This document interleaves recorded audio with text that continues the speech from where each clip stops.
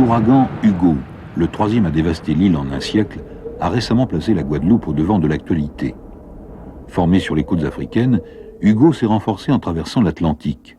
L'œil de l'ouragan, zone de calme autour de laquelle tournoient des vents très violents, a balayé la Grande Terre puis le nord de la Basse-Terre dans la nuit du 16 au 17 septembre 1989.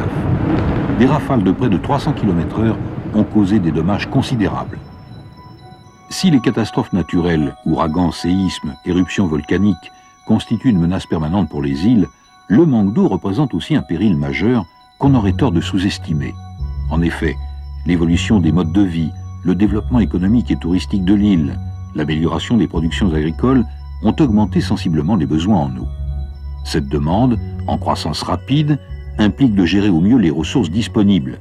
Il faut préserver la qualité de l'eau et maintenir dans les rivières les débits minimums nécessaires à l'équilibre écologique du milieu aquatique. La Guadeloupe est caractérisée par une forte diversité de paysages, conséquence de relief, de végétation, de sol et de conditions climatiques très variées. Elle est composée de la Basse-Terre, île volcanique montagneuse et boisée, la Grande Terre au faible relief, Marie-Galante, la Désirade, les Saintes et les îles du Nord, Saint-Martin et Saint-Barthélemy. Son climat tropical océanique est régulé par un flux permanent d'alizés d'Est, chaud et humide. On distingue deux saisons. Le carême, saison relativement sèche, de janvier à avril, et l'hivernage, saison des pluies, de mai à décembre. Alors que sur l'océan, il tombe en moyenne 1 mètre d'eau par an, les précipitations sur les îles sont plus importantes du fait de l'élévation de l'air par réchauffement au-dessus des terres pendant la journée et du refroidissement des masses nuageuses qui doivent s'élever pour franchir les montagnes. Ainsi, la pluviométrie est généralement comprise entre 1 mètre et 1,50 m sur les petites îles, Marie-Galante, la Désirade, les Saintes, Saint-Martin ou Saint-Barthélemy. Ces îles n'ayant aucune rivière permanente, les besoins en eau sont satisfaits par des citernes individuelles de récupération d'eau de pluie, par des forages, par des retenues d'eau artificielles et surtout par des usines de dessalement. De plus, la Désirade sera prochainement alimentée par une conduite sous-marine. La Grande Terre a une pluviométrie moyenne de l'ordre de 1,50 m. Ces sols, formés de l'altération des projections volcaniques sur un soubassement de calcaire récifaux, sont fertiles. Leur forte teneur en argile gonflante assure une réserve d'eau importante que seules les plantes à enracinement dense et profond, comme la canne à sucre, parviennent à utiliser. Aussi la canne constitue-t-elle en Grande Terre et à Marie-Galante la culture traditionnelle. Comme sur les petites îles, les ravines ne coulent qu'à la suite de fortes averses.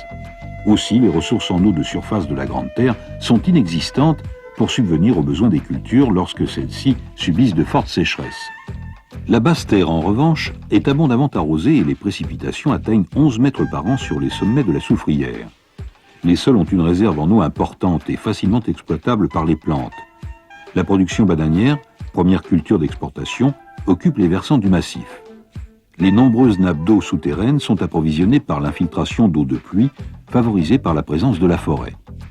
En période de basses eaux, ces nappes soutiennent le débit des cours d'eau permanents qui drainent des bassins sur les versants montagneux. Les chercheurs de l'Orstom travaillent à l'inventaire des ressources en eau de surface et en collaboration avec l'INRA à la définition des conditions optimales de leur gestion. Grâce à des stations de mesure observées depuis plus de 30 années, les hydrologues de l'Orstom étudient la répartition des précipitations et les écoulements des cours d'eau. Le réseau de surveillance pluviométrique et hydrométrique est constitué d'appareils automatisés. Équipés d'émetteurs Argos, ils transmettent par satellite l'information qui est traitée au centre Orstom de Pointe-à-Pitre. Sur la base des données acquises, les hydrologues ont réalisé la synthèse régionale des ressources en eau de surface de la Guadeloupe. L'agriculture bénéficie d'un climat chaud et humide à fort ensoleillement, mais des périodes de sécheresse prolongées nécessitent une irrigation d'appoint. C'est pourquoi le programme d'irrigation, engagé par le Conseil général et la Direction de l'agriculture et de la forêt, doit permettre d'améliorer la qualité de la production bananière en côte au vent, d'augmenter la productivité de la canne à sucre et de développer le maraîchage et l'élevage en Grande Terre. Les ressources en eau sont, on l'a vu, essentiellement localisées en Basse-Terre, véritable château d'eau de la Guadeloupe. Mais en période d'étiage, les écoulements naturels des rivières de la Basse-Terre ne suffiront pas à la demande croissante. C'est pourquoi les cours d'eau doivent être équipés de retenues de stockage. Actuellement, une conduite issue de la prise d'eau à la côte 130 et passant en siphon la rivière Salée permet d'alimenter en grande terre les barrages de Le Taillé-Amont et de Gachet. Ces retenues permettent de stocker les importantes quantités d'eau destinées à l'irrigation. La complexité des problèmes de gestion de ces aménagements implique leur simulation sur ordinateur. Cette modélisation consiste à simuler le fonctionnement d'un système d'eau sur une période de plusieurs années pour évaluer les performances des aménagements projetés. Le logiciel Hydram, développé par l'Orstom, avec le soutien du Conseil général, constituera dès 1991 une aide à la conception des hydroaménagements de la Guadeloupe. Ainsi, ce département d'outre-mer se donne les moyens de planifier la gestion de ses ressources en eau, élément indispensable à son développement économique.